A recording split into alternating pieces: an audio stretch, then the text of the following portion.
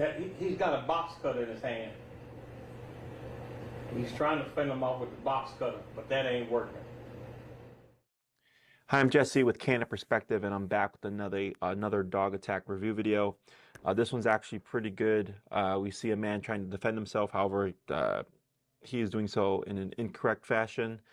We see another man step in who does it in a correct fashion. So this is a nice video because you kind of get a balance of what to do versus what not to do. So in this video, this older man or gentleman is walking. I guess he notices two pit bulls, and he happens to have a box cutter with him. I believe it's one of those keychain box cutters, so nothing too substantial, but he does use it to defend himself. But the way that he's using it, unfortunately, allows the attack to go on. So we're going to go ahead and begin this video. Here we go. I'm leaving the audio on. This is from Fox 26. So there's the attack. Okay, so you see him swipe. So it looks like he's getting his box cutter ready, right?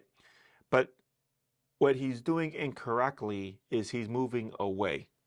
Okay, remember, away is retreat. Away shows you're scared, you're trying to avoid confrontation. It does not show confidence. So despite the fact that he has a box cutter, and again, we don't know the size of the box cutter, I'm thinking a keychain one, so again, nothing substantial.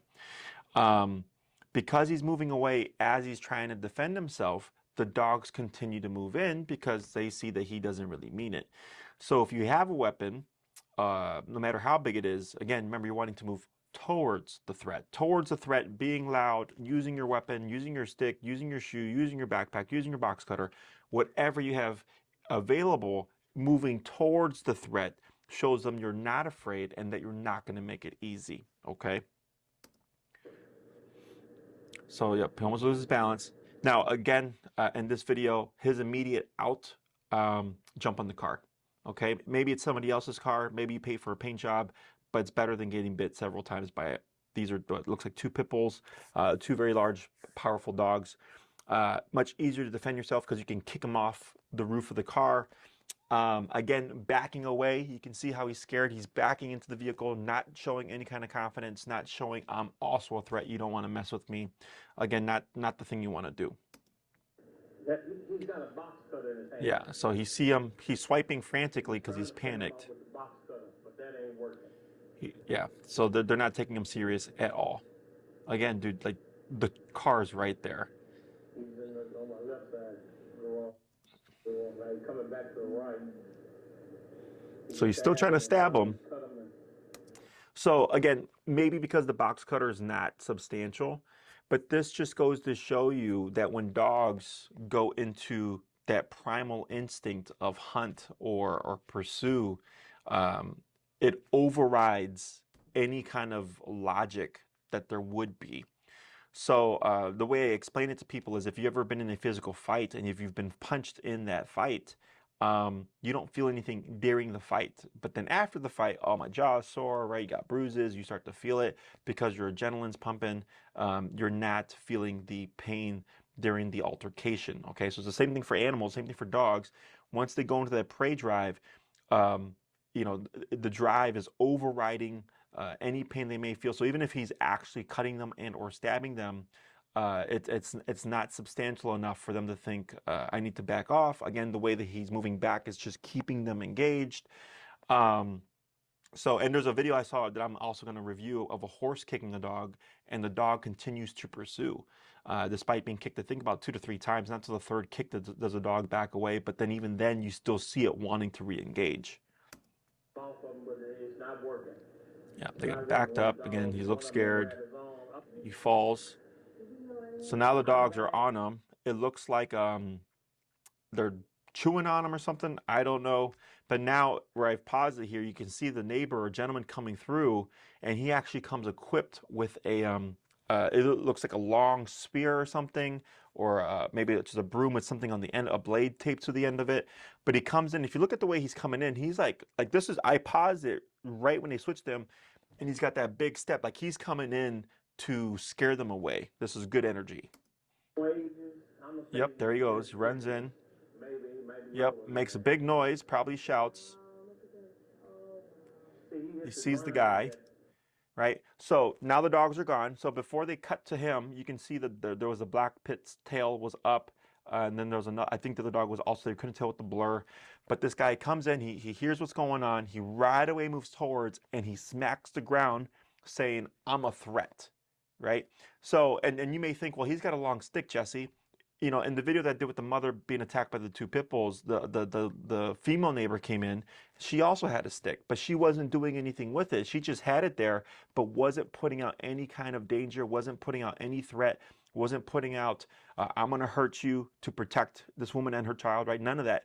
This guy came in, boom, probably shouted, projected energy, and the dogs go, we don't want a problem with you, okay? Remember, in these instances, they don't want conflict. They don't want a difficult target. They want an easy target. So even when you fight back, even if you're not equipped with anything, even if you're shouting and stomping and being big and swinging and kicking at them, you're saying, I will defend myself, and the dog has to think like, do I really want to go through this, okay?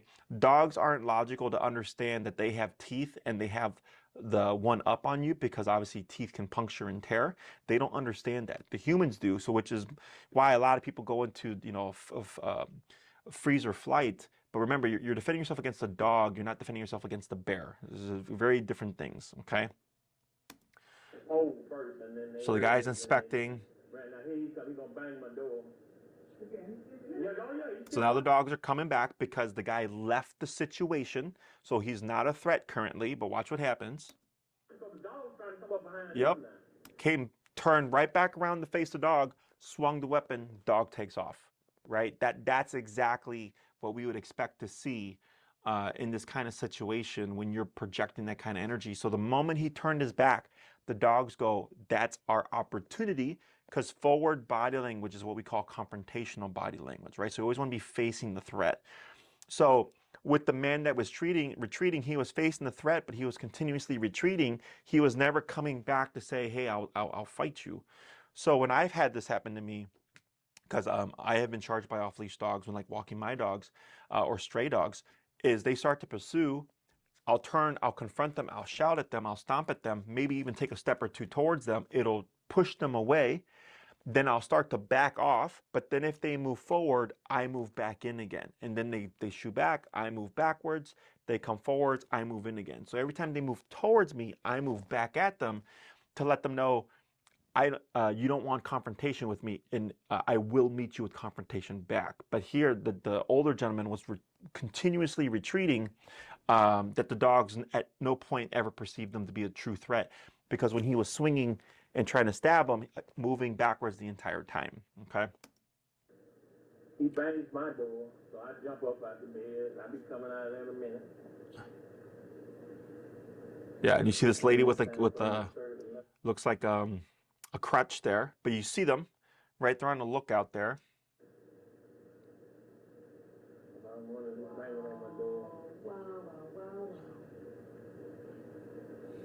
They're trying to figure out, yeah, so it looks like the dog's trying to come back. Looks like the guy shouted at them, or they took off.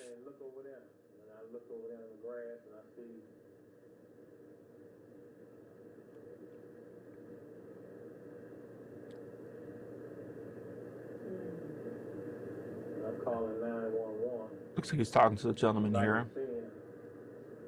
Like I said, I couldn't even recognize him as a man by the head. That dog was towing him up. I'm on the phone with 911. So let's skip, all right, so they're calling 911. Let's skip ahead here. And she's standing out there, should have been watching. Watch, here come the dogs again. Yep. So the dogs start coming because everybody's attention is off the dogs. You know, they're calling 911. They're probably checking on the guy and stuff, and then they get caught off guard. And the guy with the initial neighbor that came in takes a jump back because he sees the threat. We see the lady coming in with the crotch, like she's moving in. So now let's see what happens from here. And I tell them to get back behind me. Oh, I see. So this gentleman's got a gun. So it looks like they start to come in. Not as confident this time.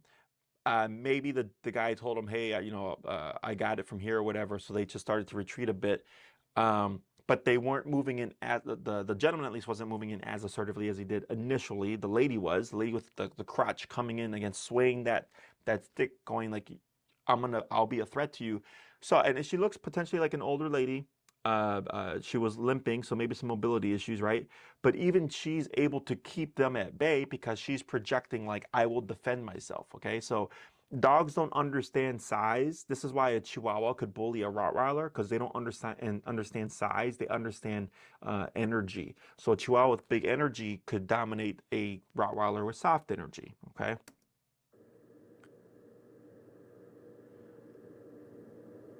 Usually a dog will run off when you see a gun, not these dogs.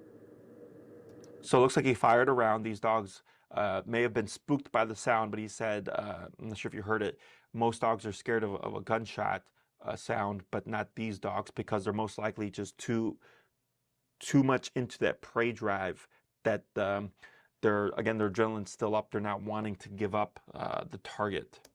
He came like he was coming to do some more damage. Yeah. Looks like to be the end of the video there. Maybe another gunshot. Oh, let's do it. Wow. Yeah. That's the one I shot. Yeah. So okay. So the dogs came back for one. Sorry, for one more go at it. The brown one. But if you saw it, it came in like kind of like, can I get away with this? And the guy ended up shooting it. And then when the other black dog was coming around, and then looks like he shot another round or two, and then pushed him away. Okay, but the way that brown dog came back in, let's see if you can see it again. Wow. Right there, right? How you see how it hops, and when it jumps, it's like this. It's not like this. It's holding back. It's being cautious. Oh. Right, and then right away turns away from the shot. So that, being able to read dog body language is obviously very helpful when assessing these. But even real time, like knowing how to read dog body language really lets you know if the dog is actually a threat or just, is trying to be a threat. But of course, if you act the wrong way, they will get a sense of confidence, and it'll just push them to pursue. Okay, so some things to pull from this video would be moving towards the threat. Again, being big. If you happen to have something with you, waving it, smacking the ground, saying, I will hurt you, right, through your actions, not verbally, because dogs understand words, to push them away. And just remember to keep that kind of vigilant, upright, assertive energy, and don't be afraid to move towards them, because remember, they want an easy target. They don't want a difficult target. The only dog that I would think would move forward would be a legitimately aggressive dog, maybe a rabid dog, and or a dog that was trained in aggression, like a protection dog that is trained to ignore these things and just move in, which is a skill set, which takes a lot of training. Unless someone lost control of the dog, you're most likely not going to see that kind of dog roaming around on the street. Okay, but this was a good video. I think it had a lot of good lessons. One, even though you're defending yourself, if you're moving backwards and retreating, it's not the same as moving towards and again trying to be dangerous to the animal. Again, another vehicle right in the immediate vicinity that could have provided that man some safety there. And then, of course, moving towards the threat. Okay, so I'm Jesse with Canine Perspective. Thank you for watching.